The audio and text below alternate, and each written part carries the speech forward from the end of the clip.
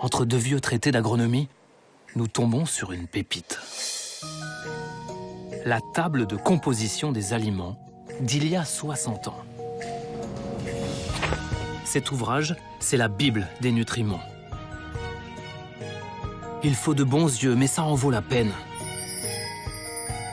Pour chaque fruit et légume, la teneur exacte en vitamines et en minéraux de l'époque.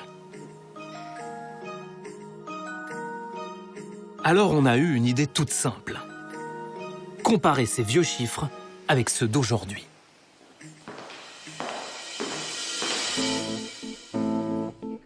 Fini la table austère sur papier. Les données sont désormais sur Internet. Le site SICAL est la base officielle gérée par l'ANSES, l'Agence nationale de sécurité sanitaire de l'alimentation.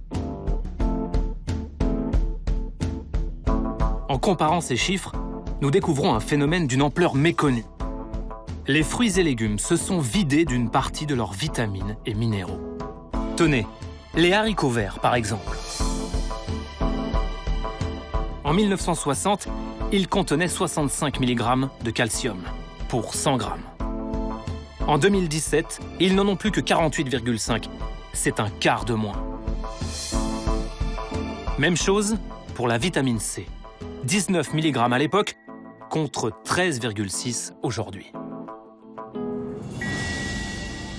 Nous avons examiné un par un les 70 fruits et légumes les plus consommés par les Français.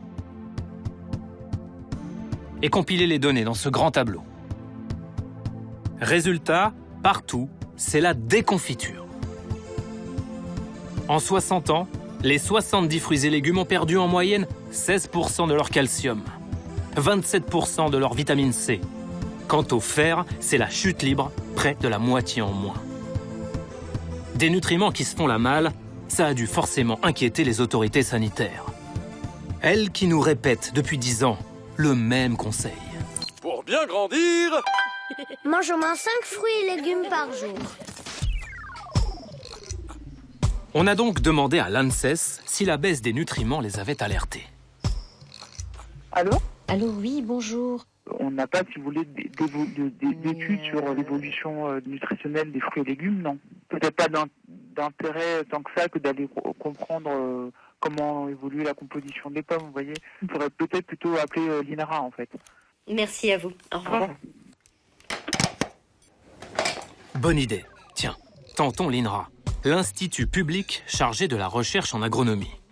En tout cas, l'INRA, c'était pas quelque chose qu'on avait étudié dans le temps et qu'il n'y avait pas d'études depuis 50 ans. A priori, voilà. Ah bon? Rien à l'ANSES, rien à l'INRA. Aucune étude en France donc, ça commence mal.